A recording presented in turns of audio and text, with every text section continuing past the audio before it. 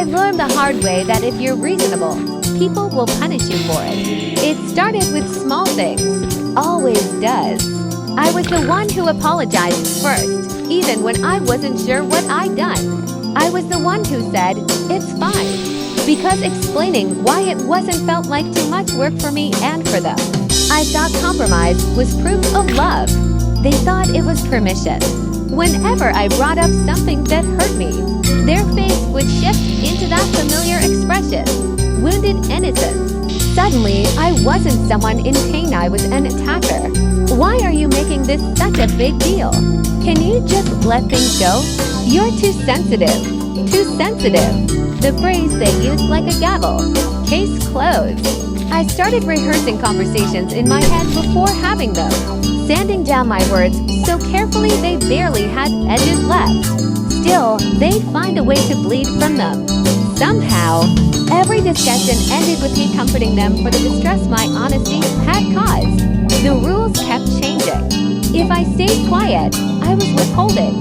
If I spoke up, I was starting drama. If I needed space, I was punishing them. If I stayed, I was clingy. There was no right answer, just wrong tone, wrong timing, wrong me.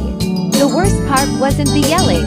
It was the calm dismissal, the sighs, the eye rolls, the way they smile and say, "I don't remember it that way," as if my memory was a faulty appliance.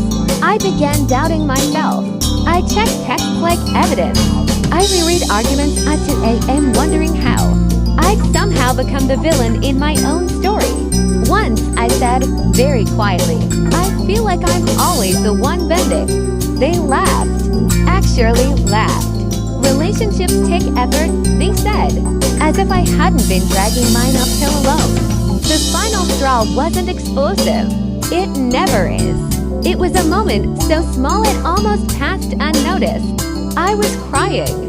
Not loudly. Just sitting there, wrecked, finally out of energy. They looked at me and said, "I can't deal with this right now," and went back to their phone. Something in me went still. Not angry, not sad. Done. I realized then, unreasonable people don't want understanding, they want control. They don't want resolution. They want you exhausted enough to stop asking for one. I left without a dramatic goodbye. No speech, no ultimatum. Just silence where I used to over-explain. And here's the part that still makes my hands shake. They told everyone I gave up too easily. If you want this angrier, more toxic, or ending with a